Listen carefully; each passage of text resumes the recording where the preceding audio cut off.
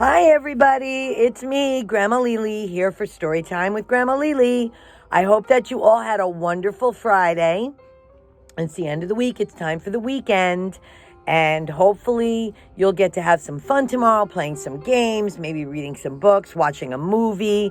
We'll hopefully just have a whole lot of fun tomorrow, okay? In the meantime, tonight's story is going to come to you from our big Dr. Seuss book, your favorite Seuss. Remember I told you about that book?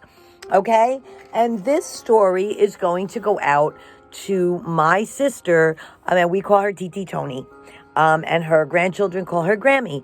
And we're going to read her favorite story, which is And to Think That I Saw It on Mulberry Street.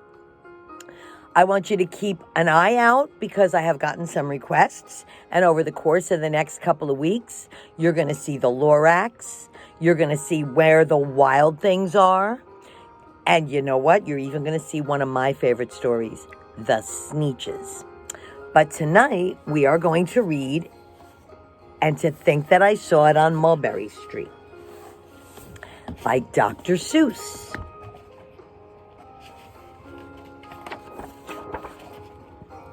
When I leave home to walk to school, Dad always says to me, "Marco, keep your eyelids up and see what you can see." But when I tell him where I've been and what I think I've seen, he looks at me and sternly says, "Your eyesight's much too keen. Stop telling such outlandish tales. Stop turning minnows into whales." Now, what can I say when I get home today? All the long way to school and all the way back, I've looked and I've kept careful track. But all that I've noticed, except my own feet, was a horse and a wagon on Mulberry Street. That's nothing to tell of. That won't do, of course. Just a broken down wagon that's drawn by a horse. That can't be my story. That's only a start. I'll say that a zebra was pulling that cart, and that is a story that no one can beat when I say that I saw it on Mulberry Street. Yes, the zebra is fine, but I think it's a shame, such a marvelous beast with a cart that's so tame. The story would really be better to hear if the driver I saw were a charioteer. A golden blue chariot is something to meet, rumbling like thunder down Mulberry Street.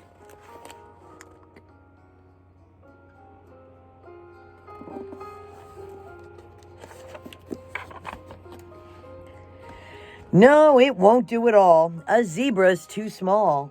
A reindeer is better. He's fast and he's fleet, and he'd look mighty smart on old Mulberry Street. Hold on a minute. There's something wrong.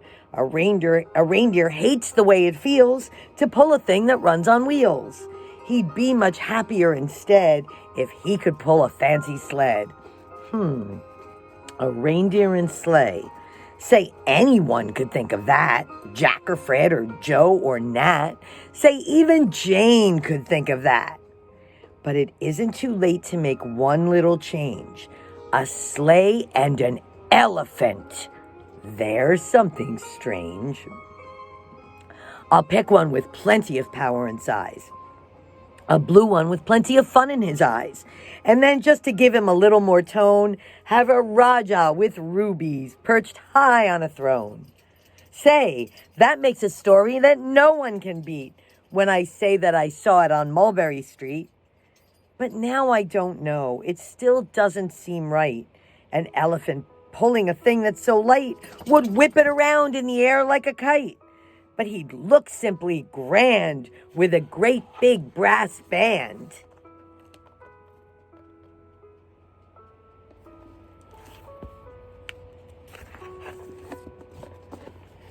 A band that's so good should have someone to hear it, but it's going so fast that it's hard to keep near it. I'll put on a trailer. I know they won't mind if a man sits and listens while hitched on behind. But now, is it fair? Is it fair what I've done? I'll bet those wagons weigh more than a ton. That's really too heavy a load for one beast.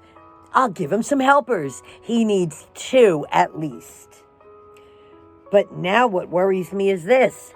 Mulberry Street runs into Bliss. Unless there's something I can fix up, there'll be an awful traffic mix-up.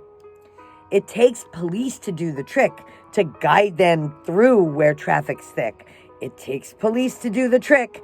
They'll never crash now. They'll race at top speed with Sergeant Mulvaney himself in the lead.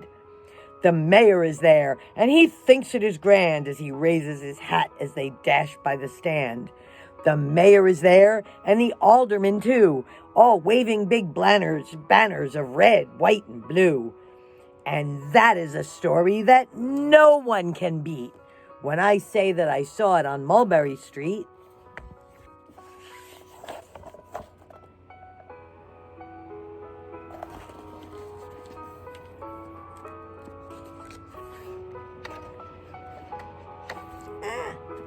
a little bit of a problem here. Here we go. With a roar of its motor, an airplane appears and dumps out confetti while everyone cheers. And that makes a story that's really not bad. But it still could be better. Suppose that I add... It's an awful lot of stuff on Mulberry Street, don't you think?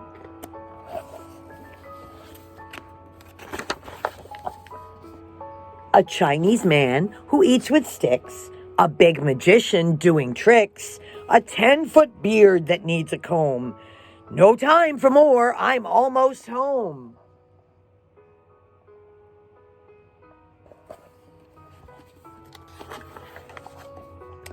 I swung round the corner and dashed through the gate. I ran up the steps and I felt simply great. And I had a story that no one could beat. And to think that I saw it on Mulberry Street. But Dad said quite calmly, just draw up your stool and tell me the sights on the way home from school. There was so much to tell, I just couldn't begin. Dad looked at me sharply and pulled at his chin. He frowned at me sternly from there in his seat. Was there nothing to look at? No people to greet? Did nothing excite you or make your heart beat? Nothing, I said, growing red as a beet, but a plain horse and wagon on Mulberry Street. And since we have this great book, and this is the end of this story, there's information in the book that I'm going to share with you now and tell you a little bit about Dr. Seuss. It all started in Springfield. Ted Geisel grew up at 74 Fairfield Street in Springfield, Massachusetts, shown above in a contemporary photo. This is where he lived. And that's him. If you see that little boy, that's Dr. Seuss as a little boy. It was his home from age 4 until he left for Dartmouth College. During his childhood, horse-drawn wagons, like those in the vintage postcard below, were ubiquitous. He surely saw them on Mulberry Street. You know what ubiquitous means, guys? But it doesn't cross Bliss, and it never saw the zany wagons pictured in Dr. Seuss's first children's book. So there is where Dr. Seuss lived, and there is what the town looked like, and there is Dr. Seuss's very best story, or very first story ever. And to think that I saw it on Mulberry Street. Okay, guys, you have a wonderful evening. I hope you get lots of sleep. And I will see you tomorrow for Story Time with Grandma Lily. Have a great evening, and I love you all. Bye-bye.